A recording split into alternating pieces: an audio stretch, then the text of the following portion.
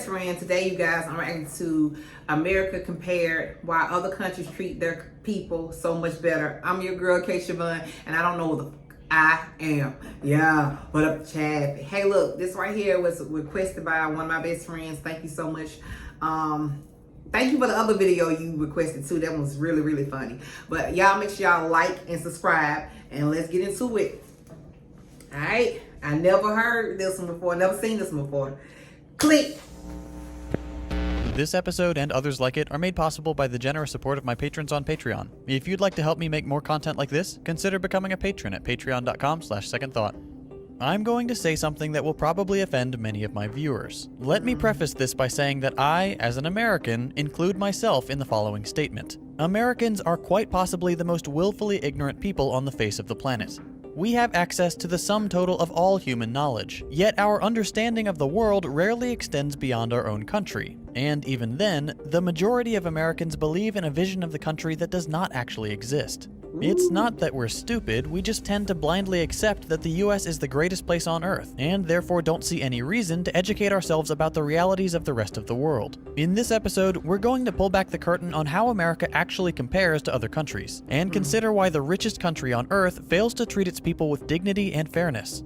I'm going to provide a list of important topics, then for each item we'll compare the American experience with that of citizens from other nations. Hopefully by providing a side-by-side comparison, you'll be able to see the stark contrast between how most Americans see their country and how it really stacks up against the competition. To give you an idea of just how skewed the American perception of our country really is, let's start with a pretty shocking example. Compensation for what are considered low-skilled jobs. We'll take the quintessential American company, McDonald's.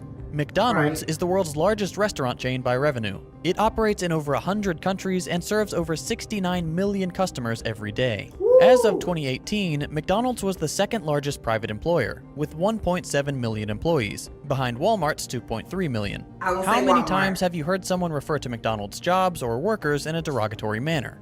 For some reason, people who work at McDonald's are seen as inferior or lazy or have any number of other unfair and unkind assessments leveled at them. This probably stems from the old notion of flipping burgers being a job anyone can perform. But the animosity towards low-wage workers has grown significantly in the past few decades. And in America, McDonald's workers really do suffer a low wage. As of 2020, the average crew member at McDonald's makes $9 per hour. The average McDonald's cashier makes $8 per hour. The federal minimum wage in the United States is $7.25, a rate which has not been raised in over a decade, and which should not be considered a reasonable wage for any position, considering the fact that a full-time minimum wage worker cannot afford to rent a 2-bedroom apartment anywhere in the United States, and can't afford a 1-bedroom apartment in over 95% of US counties. Now, the all-too-common response to data like this is something like, well, yeah, it's not a hard job, you should just find a better one.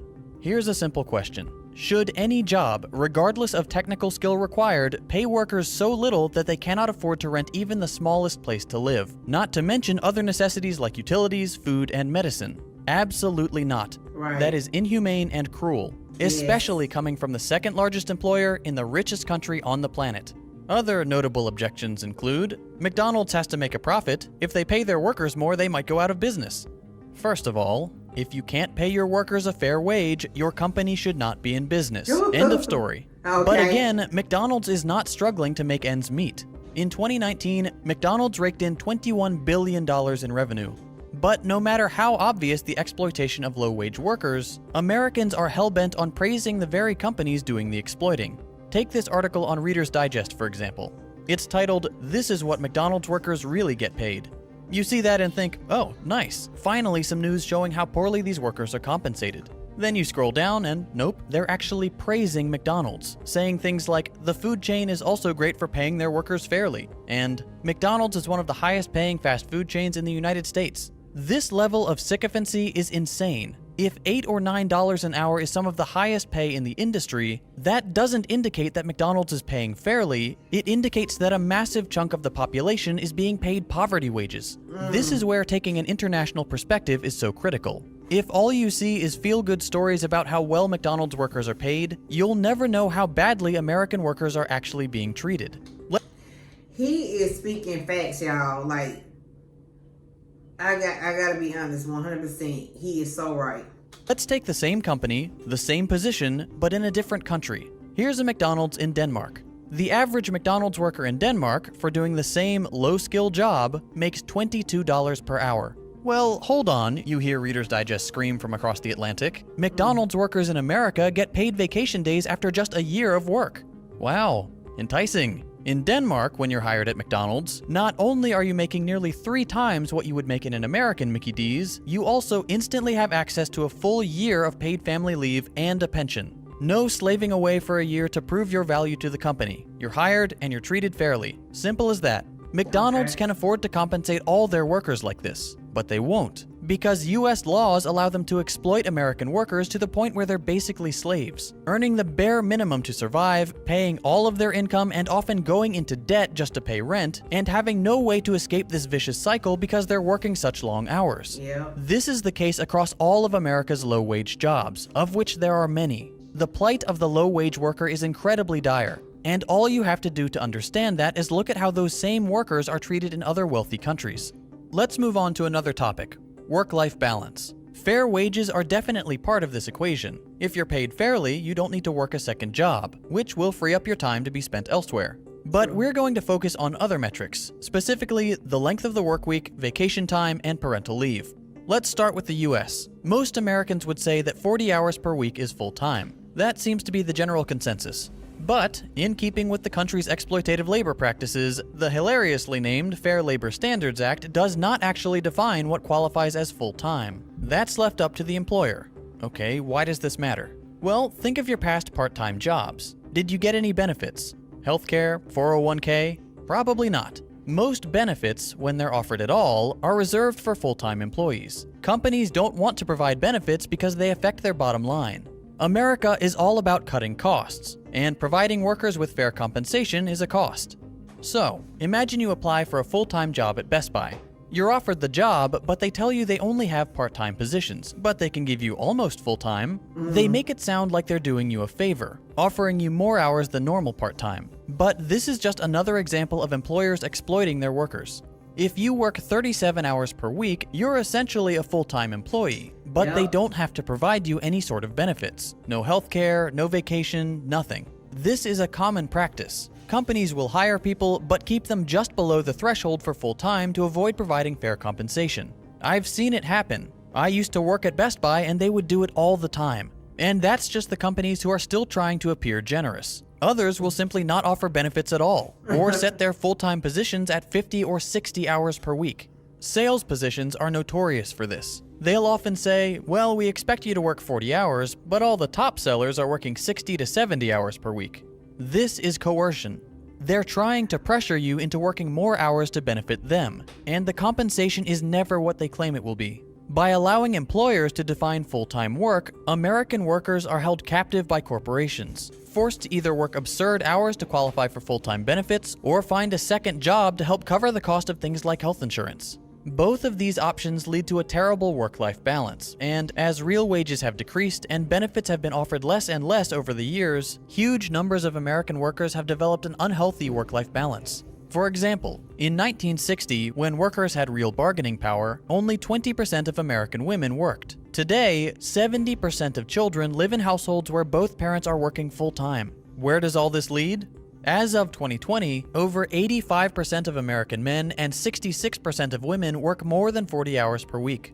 We work 137 more hours per year than Japanese workers, 260 more than the British, and 499 more hours per year than the French.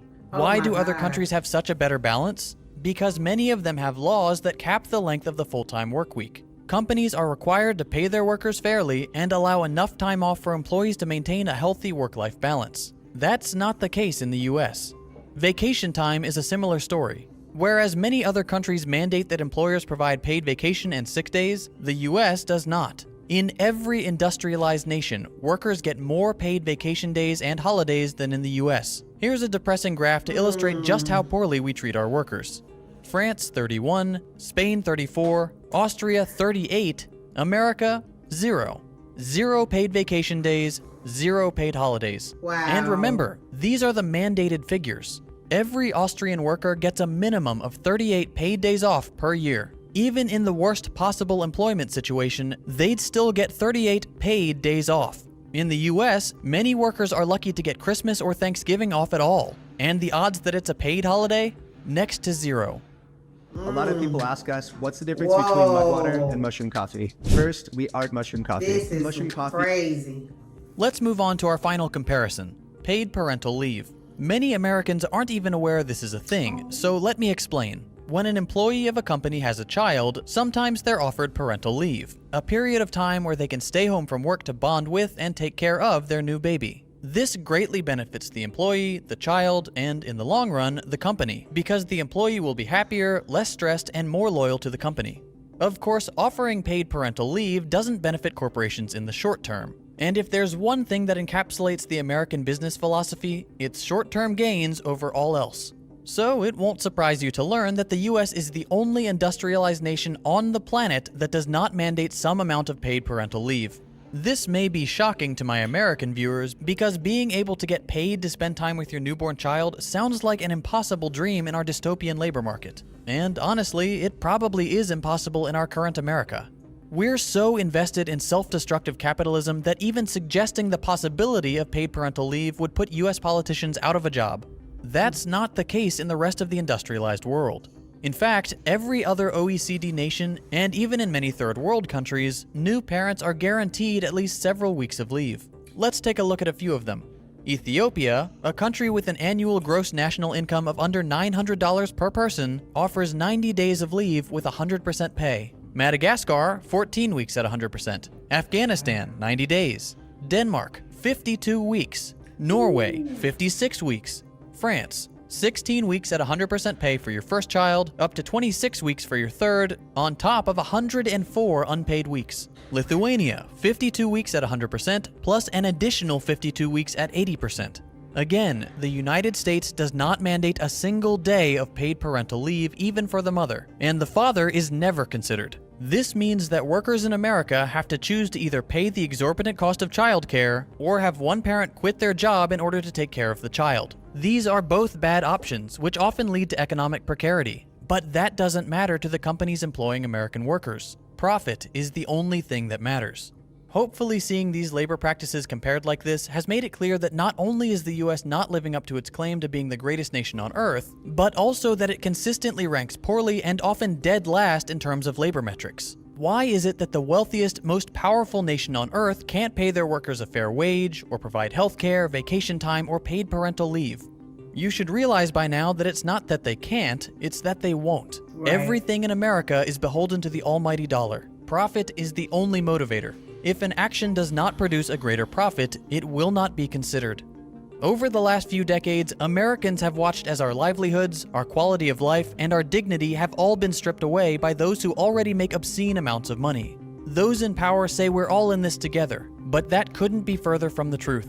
The ultra-wealthy and the world's largest corporations rely on Americans remaining ignorant. They rely on us accepting the lie that America is the greatest nation on earth, that it couldn't possibly get any better. All you have to do to shatter that lie is to take a look around the world. Other nations take care of their citizens. Even impoverished nations, or nations that we've bombed into oblivion, take better care of their people than the US does. American workers need to relearn the language of class struggle and work together to break the wheel of the capitalist machine. If we want to claim that the United States is the greatest place on earth, we need to make it that way. Agreed. I mentioned at the beginning of this video that this kind of content is supported by my patrons on Patreon. This type of video, while very important... All right, best friends. Wow, that was very educational. I learned a lot about the other countries. Hey, I agree with him. I'm your girl, K. Siobhan, and I'm out.